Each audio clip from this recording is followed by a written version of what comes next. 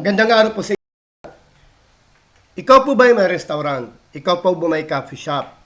Ano yung gagawin mo para ma-monitor mo yung inventory balances mo, yung unit cost mo, yung direct cost mo, and everything? So dito sa gagawin ko, ang una nyong gagawin is gawa muna kayo ng recipe book. Ang ibig sabihin, sa column A, ito yung barcode, ito yung code mo sa bawat ingredients na meron ka. Column C, yun yung unit of measure. Column D and onward, yan yung adobo. Yun yung mga pangalan na mga menu na niluluto mo. Then, kung makikita mo, yan yung mga quantity na kailangan para makaluto ka ng adobo. So, para hindi kayo mahirapan, halimbawa, nagluto ka ng 5 kilo na baboy. Yung 5 kilo na baboy na yon ay lulutuin mo pang adobo. So, pag naluto mo na yon, yung 5 kilo na yon ay magiging 100 orders yon. 100 orders. So, nung magluto ka ng 5 kilong baboy, gumamit ka ng bawang. Let us say, 1 kilo na bawang o 1,000 grams. So, what you will do, yung 1,000 grams divided by 100 order, ang magiging gastos mo na ingredient na bawang sa adobo ay 10. Pwede kang mag-add or minus doon sa, para halimbawa, sabi mo, 10, gagawin na lang natin 11 or 9 kasi meron tayong additional, parang 11 na lang, plus or minus sa contingencies. So, meron ka na ngayon recipe book. So, bawat menu mo, ilagay mo dito ang lahat ng mga recipe na kakailangan pag nagluluto ka. Sa ingredient sheet, iba-iba yan. Pwede mong palitan yan. So, napakarami yan, up to 320 na iba't ibang klase na ingredients name. Ngayon, meron ka ng recipe book. Next na gagawin mo, kung meron kang binili. Halimbawa, dito sa example ko, yung barcode na yan, pag nag-type ka dito ng 1, automatically lalabas yung bawang. Kasi 1 ang ginamit mo dito na code. Pag ang ginamit mo ay 2, for example, lalabas ay 2. So, yan yung sibuyas. 3, 4, kung ano-ano pa man. So, sample muna tayo sa dalawang ingredients. Then, ito yung date of purchase. Ito naman yung quantity. Ilang quantity ba ang binili mo? Sa example na to, you used 5 kilo or 5,000 grams. Ang bili mo doon sa 5 kilo na yun, 8,000. So, 8,000 divided by 5,000, ang unit cost of purchase mo is 1.60.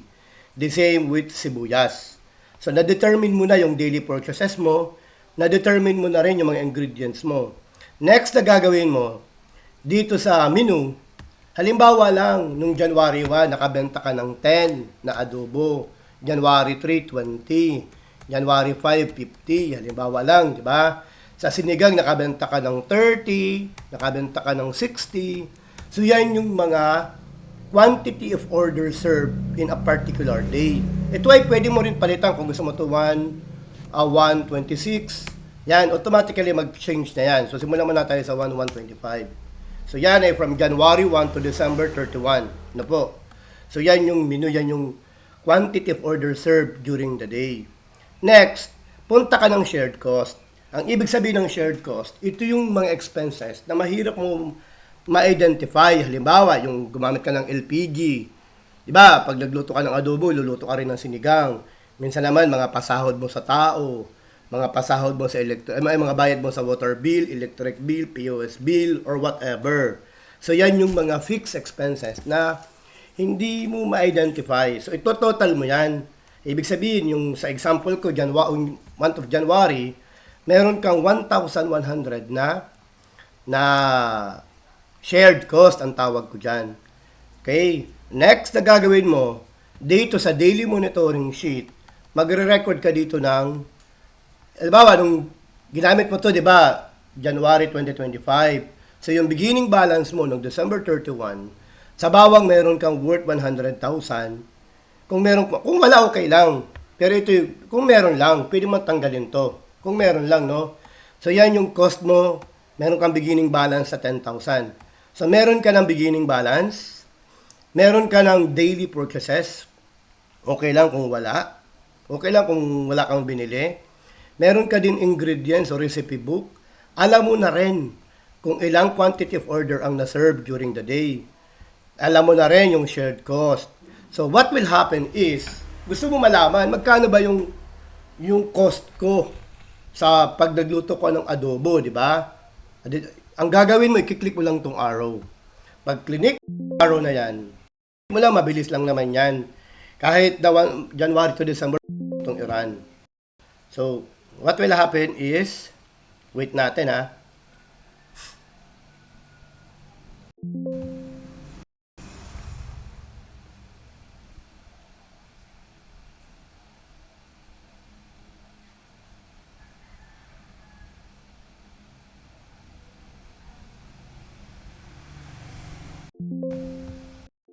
Ayan, lumabas na.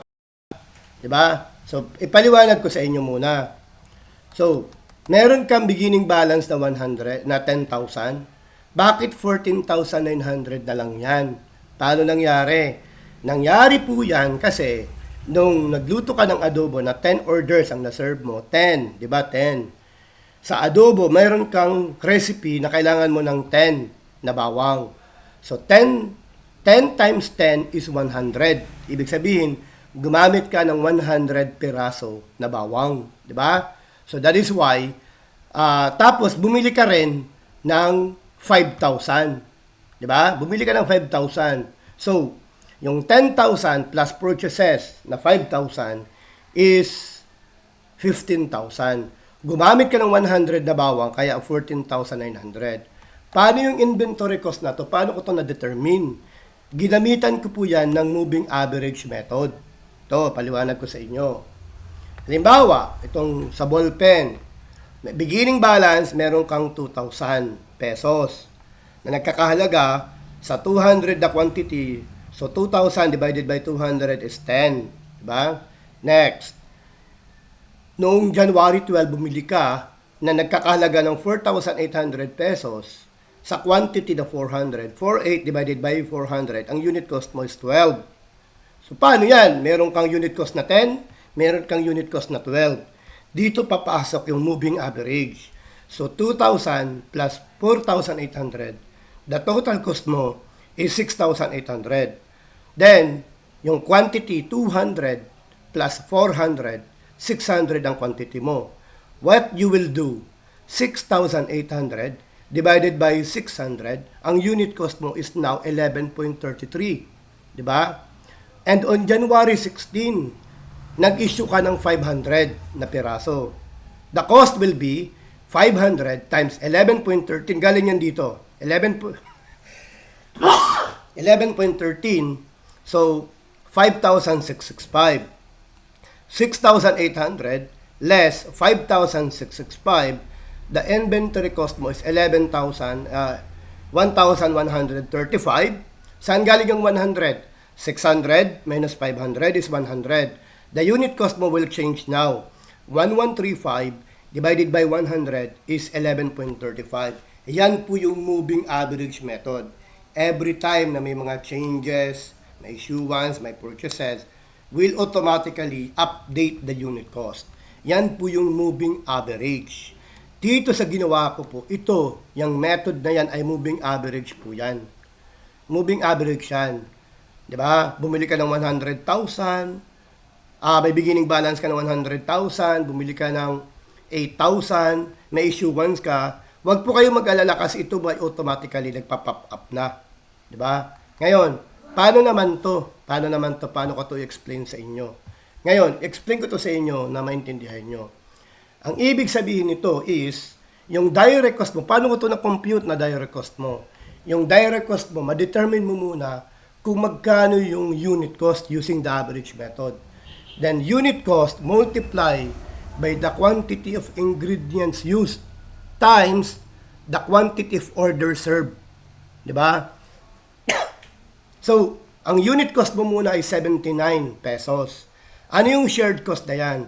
Yung shared cost na yan, galing yun dito sa ginawa nating calculation. Then, yung menu, ayan, nung January 1, tandaan nyo po nung January 1, walang benta si Sinigang ha, walang benta. Si adobo lang ang pinag-usapan natin. Kaya kung makikita mo, dito si adobo, wala pa siyang profit kasi wala pa siyang sale. Diba? Ito, wala pang sale. So, we are talking on January 1. January 1 lang nabenta. It is a daily basis. So, yung 3.67, may calculation din ako dyan. Galing yan dito. So, yung 1,100 divided by 30 days average, lalabas po yan na yan yung average cost, a shared cost. So, direct cost plus shared cost is 82.67.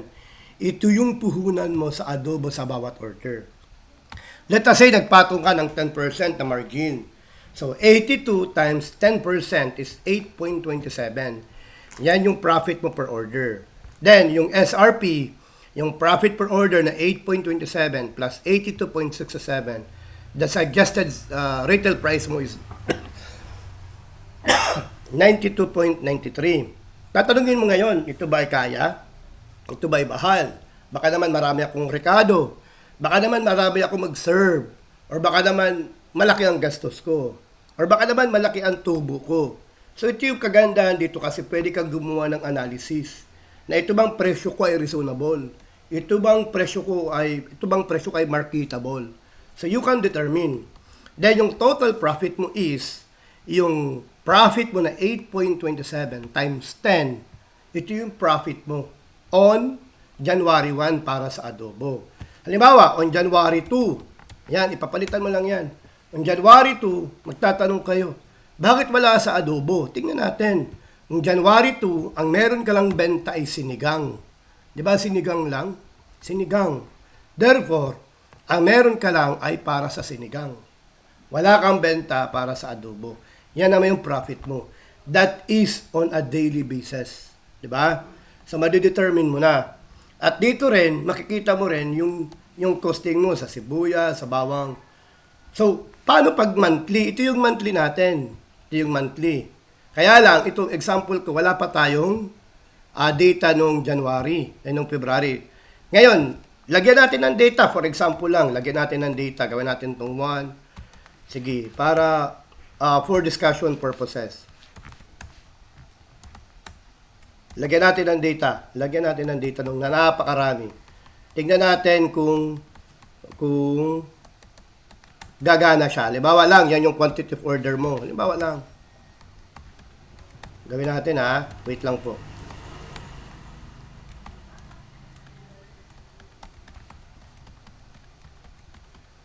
So, wait lang. Tingnan natin kung gagana siya. Diba? Yun ang natin. Gagana ba siya? Tapos sa ingredients, sabihin na lang natin na damihan din natin. Damihan.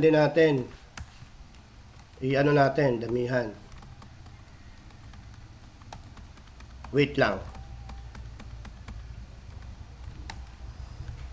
So, titingnan natin kung gagana siya.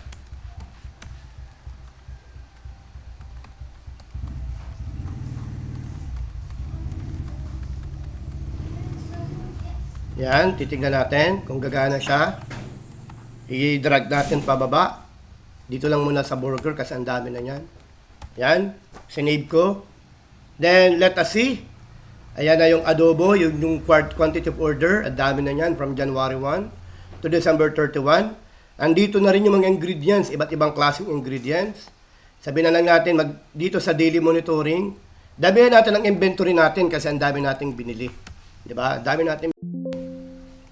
Kunwari lang. Damihan natin. Kunwari lang.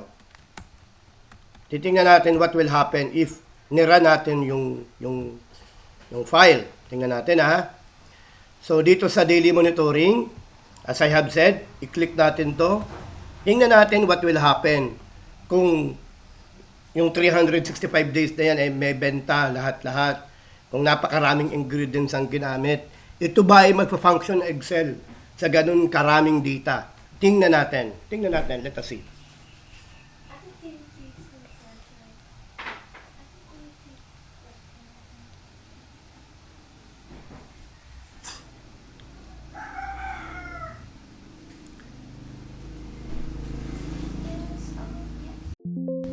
Yan. Ito yung isa.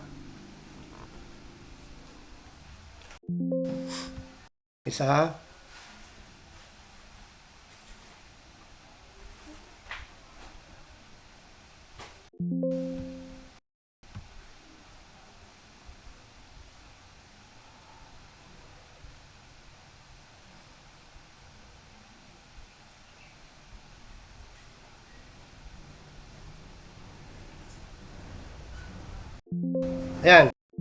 Alam mo, na po siya. Di ba? Bakit hanggang burger lang? Sasabihin nyo, bakit hanggang burger lang? Kasi dito sa example natin, makikita nyo hanggang burger lang tayo. I mean, dito sa ingredient sheet, ang nilagyan natin ay hanggang burger lang, di ba? Hindi na tayo naglagay dito. So, pwede natin lagyan yan, kailang napakarami ng data. So, what you can see is, pwede ka na dito, halimbawa, nung December 31, 2025, automatically nag-change po yan. Automatically mag-change po yan. Kung ilan ng loya, ilan ng whatever. So, naka-change po yan. Next is, ano pa ang susunod natin? Yung monthly report. Ito yung monthly report. Yan. Pwede ka magpili ng February. Pwede ka magpili ng March. Pwede ka magpili ng June. Magtatanong kayo bakit walang shared cost. Kasi dito sa ano natin example, ang may shared cost lang ay January lang, di ba? So, paglagyan natin yan, automatically mag-change din yan. Then what next is, meron na daily purchases, lagyan nyo na lang, ingredients, menu, the shared cost, the daily monitoring report. At meron ka ng monthly report. So, kung meron po kayong katanungan, kontakin nyo na lang po si Alvin Indaya. Maraming salamat po.